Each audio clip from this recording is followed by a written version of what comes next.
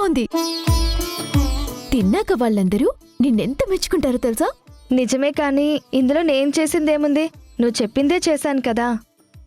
ఎవరికి పుట్టుకతో ఏదీ రాదు, ఎక్కడో దగ్గర నేర్చుకుంటారు. కానీ నేర్చుకున్నాక అది వాళ్ళదవుతుంది. నేనిది ఎలా చేయాలో మాత్రమే చెప్పాను. రుచి నీ చేతి వల్లే వచ్చింది. ఈరోజు అందరూ నిన్నెంత మెచ్చుకుంటారో నువ్వే చూస్తావు. సరిపద, అందరినీ భోజనానికి పిలుద్దాం.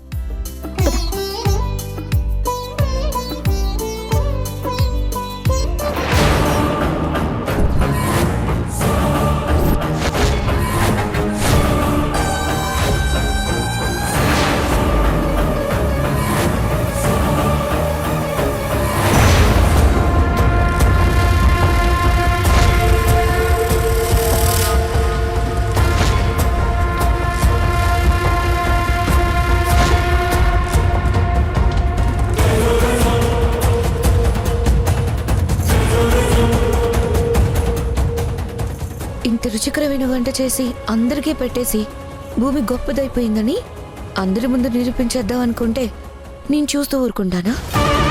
ఈ భూమి చేసే ప్రతి పని రివర్స్ అయిపోవాలి, జానికి పని అయిపోవాలి.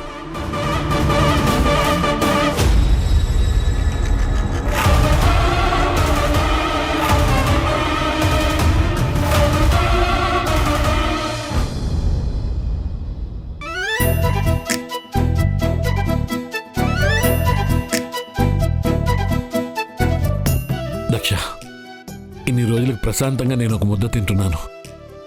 ఇన్నాళ్ళు బతుకున్న శవంలా బతికాను, కానీ ఈరోజు నా కూతుర్ని చూశాక, తనతో మాట్లాడాక, మళ్ళీ తను మన ఇంటికి వచ్చేస్తున్నాను ఆశ కలిగాక నాకెంత ఆనందంగా ఉందో తెలుసా? ఆ బంగారు తల్లి కోసం నేను ఇంక ఎదురు చూడక్కలే. అదే మన బంగారు తల్లి కోసం. తొందరలోనే తను మన ఇంటికి వచ్చేస్తుంది, ఇంక మనతోనే ఉంటుంది.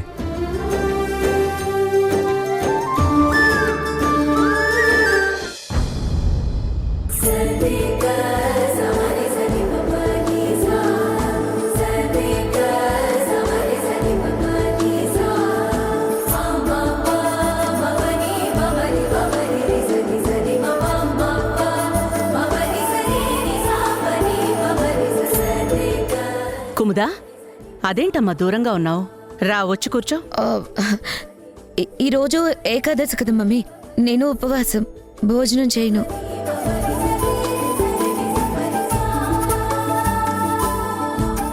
నీకు అలాంటి సెంటిమెంట్లేమీ లేవు కదా.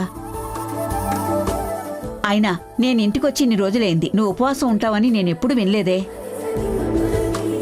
నువ్వేంటమ్మా, తను పుట్టినప్పటి నుంచి తన నోటి నుంచి మాట రావడం ఇదే మొదటిసారి.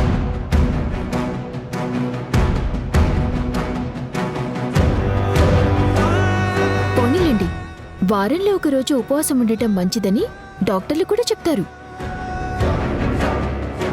ఎక్కువ తినేవాళ్ళు ఆరగించుకోవడానికి ఒకరోజు ఆకలితో ఉంటే ఆరోగ్యమని డాక్టర్లు చెబుతూ ఉంటారు. నా కూతురికి అది అవసరం లేదా? పర్వాలేదు, నా గురించి మీరెవ్వరూ ఆలోచించాల్సిన అవసరం లేదు. మీరందరూ తినండి.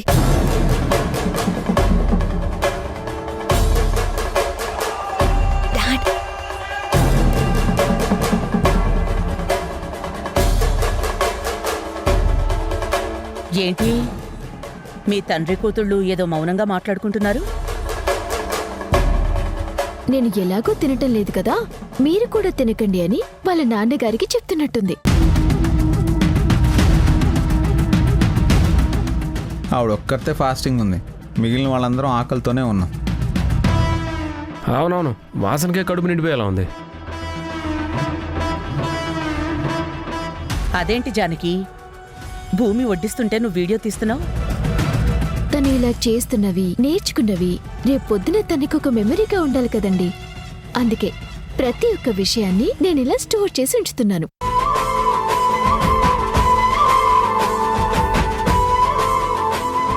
అవునమ్మా, ఇప్పుడు జరుగుతున్న ప్రతి పరిణామం తన జీవితంలో ఒక మధుర జ్ఞాపకంగా ఉండాలి.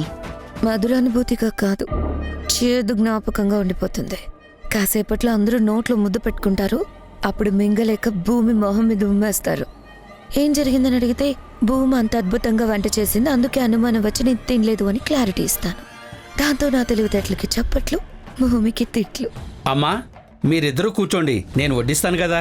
వద్దు రంగయ్య, ఈరోజు నేనే వడ్డిస్తాను. అందరూ తిన్నాకే నేను జానకి తింటాం. ఎందుకో పాపం నీ వంట మీద నీకే అంత డౌట్ ఉందా, లేక జానికి నేర్పించిన వంట తింటే ఏదైనా జరుగుతుందని భయంగా ఉందా? అందరూ తిన్నాక చెప్తారు కదా, అంతలోనే ఎందుకు తొందరపడుతున్నావు? అందరూ కడుపు నిండా తినాలనే నేను కోరుకుంటున్నాను. తినండి తినండి.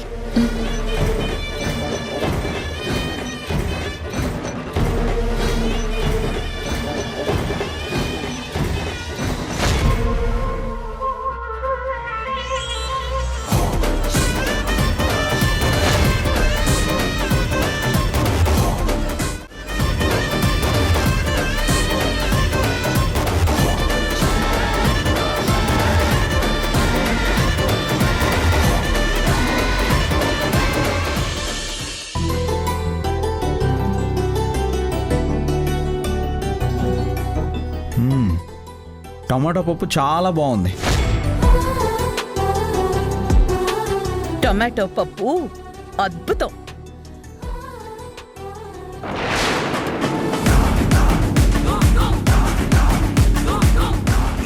కర్రీ కూడా చాలా బాగుంది.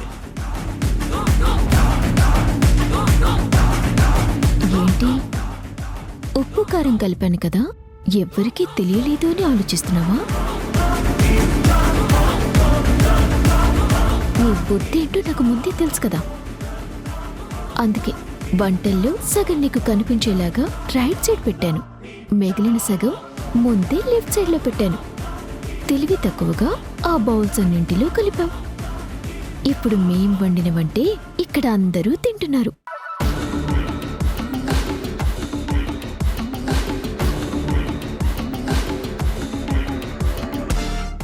ఎక్కువ మాట్లాడవనుకో, నువ్వు ఇలాగే బుక్ అయిపోతావు. భూమి, వంట చాలా బాగుందమ్మా, అమృతంలా ఉంది. ఇది నా గొప్పతనం కాదు పెద్దమ్మా, జానకి చెప్పింది నేను చేశాను. అమ్మా జానకి, ఈ రోజు నువ్వు చెప్పిన వంట మా భూమి చేసింది. అది తింటుంటే నాకు మా అమ్మే గుర్తొచ్చింది. కుముద, నువ్వు అనవసరంగా ఉపవాసం ఉండి మంచి టేస్ట్ని మిస్ అయిపోతున్నావు.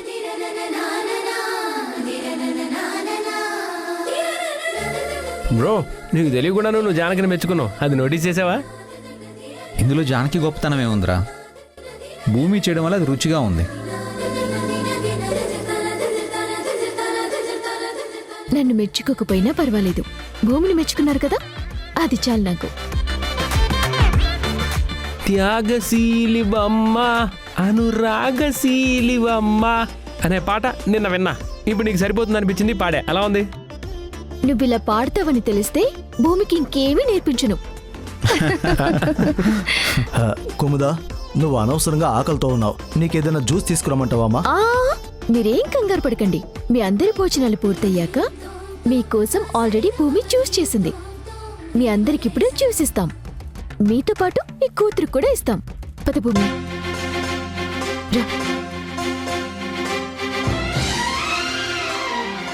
అదేంటి జానకి, జ్యూస్ మనం తయారు చేయలేదు కదా, మరి చేశానని చెప్పావేంటి? జ్యూస్ నువ్వు తయారు చేయకపోయినా నేను చేశాను. కుముద ఫాస్టింగ్ ఉంది కదా, అందుకే తన కోసం స్పెషల్ గా జ్యూస్ చేశాను. నువ్వెంత మంచిదానివి జానకి, నిన్ను తను అన్ని మాటలన్నా కూడా నువ్వు తన గురించి ఇంత గొప్పగా ఆలోచిస్తున్నావు. అవును, నన్ను ఎవరెన్ని మాటలన్నా కూడా నేను వాళ్ళ గురించి గొప్పగానే ఆలోచిస్తాను. పాప కుముద కూడా జ్యూస్ తాగాక రియలైజేషన్ అవుతుంది. ఇది కుముద కోసం. ఆ 2 గ్లాసులు పట్టుకో. పద.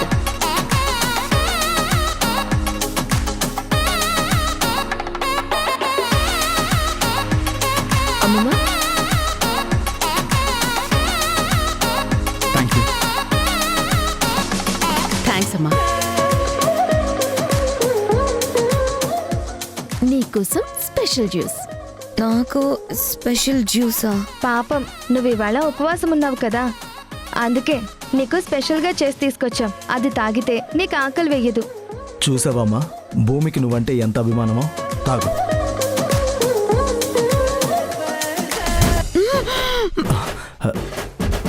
ఏమైంది?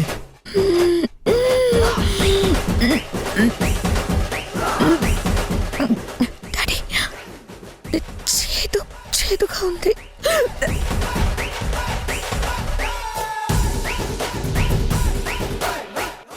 ఇప్పుడు నువ్వు పొరపాటును ఉమ్మావంటే నీ మీద డౌట్ వస్తుంది.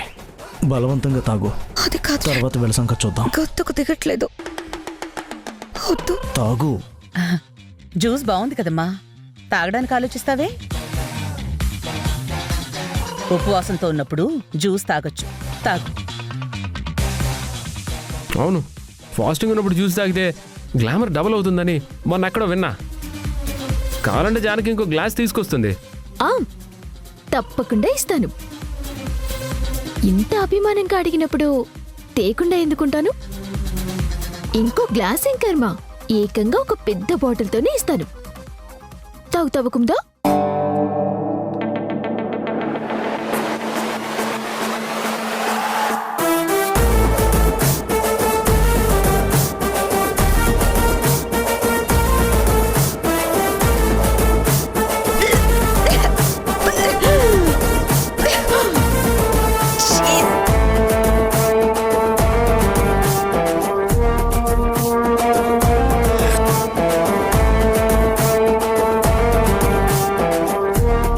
Thank you.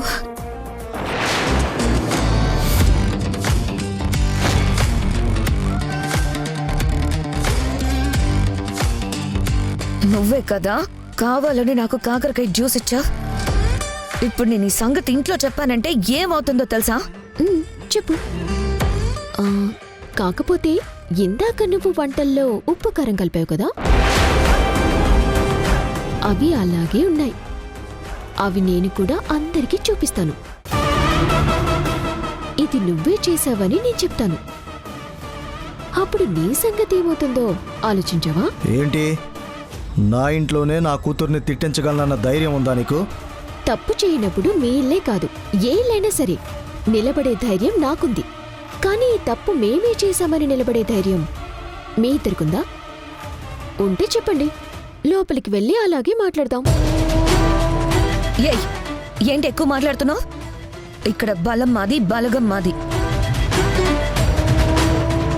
నేను కన్నీళ్లు పెట్టుకుంటే మా మమ్మీ నా మాట వింటుంది.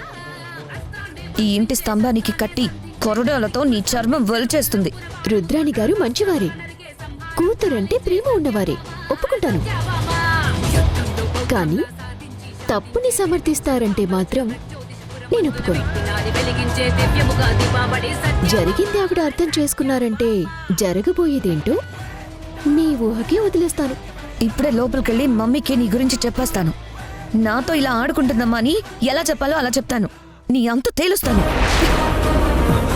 అమ్మా,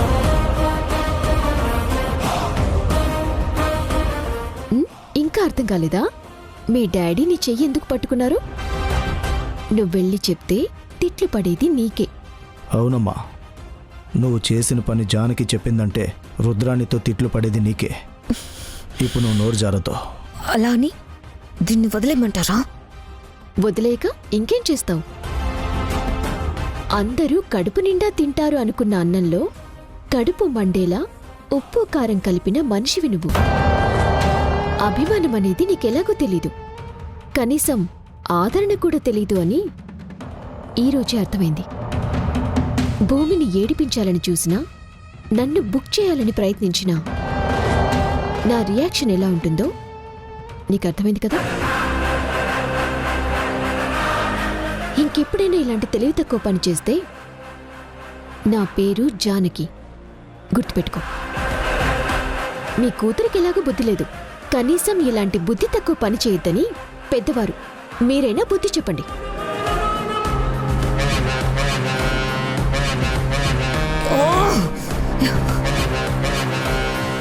ఏంటి డాడీది? మనం ఏం చేయలేమా? చూడమ్మా, సింహం అడవిలో ఉన్నంత వరకు తనకి ఎదురు వెళితే ఎవరినైనా చంపేస్తుంది.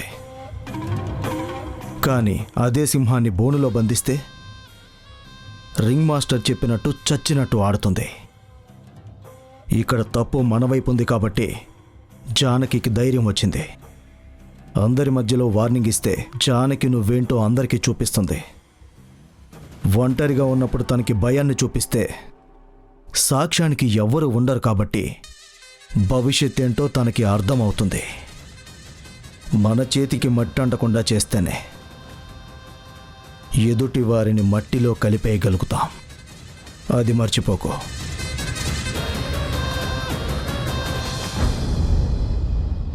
అమ్మా జానకి, ఈ 2-3 రోజుల్లోనే భూమిలో చాలా మార్పు వచ్చింది. తను ఇదివరకులా భయపడ్డం లేదు. ఇలాగే ఉంటే తొందరలోనే నా మాట నెరవేరుతుంది.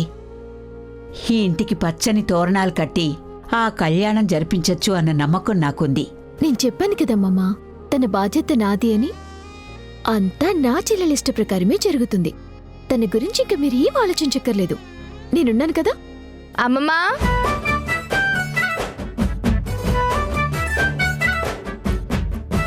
టీ తీసుకో అమ్మమ్మా. అక్క, నువ్వు తీసుకో. ఏంటి భూమి, నువ్వే టీ పెట్టావా? అవును, నువ్వు చెప్పావు కదా, అందుకే నేర్చుకుంటున్నా. నీ గురించి అనుకుంటున్నావు, ఇంతలో నువ్వే వచ్చావు. ట్రైనింగ్ బాగానే ఇస్తున్నారే. టీచర్ ట్రైనింగ్ బాగానే ఇస్తుంది. భూమి కూడా బాగానే నేర్చుకుంటుంది. నేర్పించడం కాదు, అలా నేర్చుకోవాలన్న ఇంట్రెస్ట్ తనకుంది. అందుకే అంత తొందరగా వస్తుంది. సరే భూమి, ఇప్పటికే ఆలస్యమైంది, నేను వెళ్ళొస్తాను. అదేంటక్క, అప్పుడే వెళ్ళిపోతాను అంటున్నావు? ఉండొచ్చు కదా. అయినా రోజు వెళ్ళి రావడం ఎందుకు? నువ్వు ఇక్కడే ఉండు. కావాలంటే మీ నాన్నగారితో నేను మాట్లాడుతాను. అబ్బో, మా భూమికి కొత్తగా ధైర్యం వచ్చిందే. అమ్మా జానకి, రోజు వెళ్ళి రావాలంటే నీకు శ్రమే కదా. ఇక్కడే ఉండమ్మా. దీక్షితులు గారికి నేను చెప్తానులే. అదేంటమ్మమ్మా, ఉండు ఉండు అని మీరిద్దరూ తనని అంతలా బ్రతులాడుతున్నారు. పనివాళ్ళు, పాలేర్లు పొద్దున్నొచ్చి పని చూసుకొని పనయ్యాక వాళ్ళ ఇంటికి వెళ్ళిపోవాలి కదా. వారిని ఉండమంటామా? ఇంట్లో ఉండేవాళ్ళు మనవాళ్ళు అవుతారు, కానీ పనివాళ్ళు మనవాళ్ళు కారు కదా. కుముదా, ఏంటా మాటలు? జానకి పని మనిషి అని నేను నీకు చెప్పానా? తను మన కోసం వచ్చిన మన మనిషి. అవును, తను నాకు అక్కతో సమానం. అలాంటిది జానకి నేను అలా అనడం నాకు నచ్చలేదు. మీరిద్దరూ ఎందుకలా తప్పుగా అనుకుంటున్నారో నాకైతే అర్థం కావడం లేదు. నేనేదో మంచి ఉద్దేశంతోనే చెప్తున్నాను. ఇక్కడికి నేను ఎందుకు వచ్చానో నాకు తెలుసు. నువ్వు వెటకారంతో చెప్పినా నా గురించి నువ్వేమనుకుంటున్నావో నేను అర్థం చేసుకోలేనంత అమాయకురాలనేం కాదు. కుముదా, ఇంకొకసారి నువ్వు జానకి గురించి తప్పుగా మాట్లాడితే మాత్రం నేను మీ అమ్మతో నీ గురించి మాట్లాడాల్సి వస్తుంది. భలేదా అనివమ్మమ్మ. జానకి జోకులేస్తే ఇష్టం కదా, అందుకే ఫ్రెండ్లీగా ఒక జోక్ వేశాను. దాన్ని మీరు ఇంత సీరియస్గా తీసుకుంటారని నేను అస్సలు ఎక్స్పెక్ట్ చేయలేదు. సరే, మీరు మాట్లాడుకోండి, నేనైతే వెళ్తాను. నేను ఇంటికెళ్లే వరకు నాన్న ఎదురు చూస్తూ ఉంటారు. నన్ను చూశాకే ఆయన ప్రశాంతంగా ఉంటారు. మళ్ళీ రేపొద్దునొస్తాను. సరేమమ్మా? రంగయ్య, ఎందుకమ్మమ్మా? జానకిని దించి రమ్మని చెప్పడానికి. నేనున్నాను కదా, నేను డ్రాప్ చేస్తాను. ఏంటి, నువ్వా? తనంటేనే నీకు పడదు, తన గురించి నువ్వెళ్తావు అంటే ఆశ్చర్యంగా ఉంది. అవును, మీ ఇద్దరు ఉప్పు నిప్పులా ఉంటారు. ఏం అవసరం లేదు, డ్రైవర్ని పంపిస్తాను. అయ్యో అమ్మమ్మ, ఎందుకు ప్రతి చిన్నదానికి కంగారు పడుతున్నావు? జస్ట్ జోక్ చేశానని చెప్పాను కదా. నేను కూడా మీ అందరితో కలిసిపోవాలని అనుకుంటున్నాను. ఇప్పుడు ఈ అవకాశాన్నైనా వినియోగించుకొనివ్వండి. ఇప్పుడు జానకిని వాళ్ళ ఇంటి దగ్గర డ్రాప్ చేసి వస్తాను. అప్పుడు జానకి కూడా నేనేంటో నా మనసేంటో పూర్తిగా అర్థమవుతుంది. ఏ జానకి, ఒకవేళ జానకి నాతో రావడానికి భయం ఉంటే చెప్పండి. నాకెందుకు భయం? నీకెందుకు శ్రమ అని ఆలోచిస్తున్నాను అంతే. పర్లేదు జానకి, నువ్వు ఇంత సాయం చేస్తున్నావు కదా, నీకు ఈ మాత్రం సాయం చేయకపోతే ఎలా? పద. వెళ్ళొస్తాను భూమి.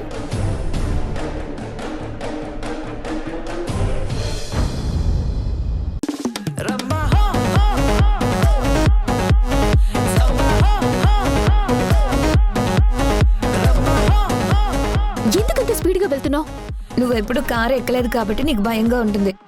కారులోనే తిరిగేదాన్ని కాబట్టి ఈ స్పీడ్ నాకు జస్ట్ అనిపిస్తుంది.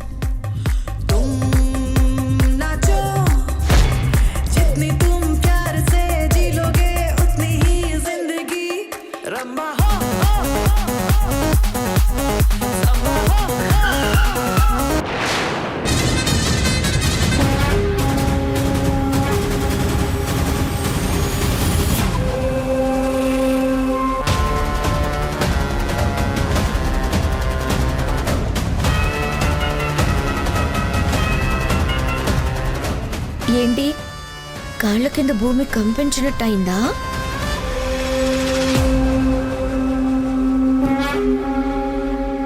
భూమి మా ఇంటి మనిషి.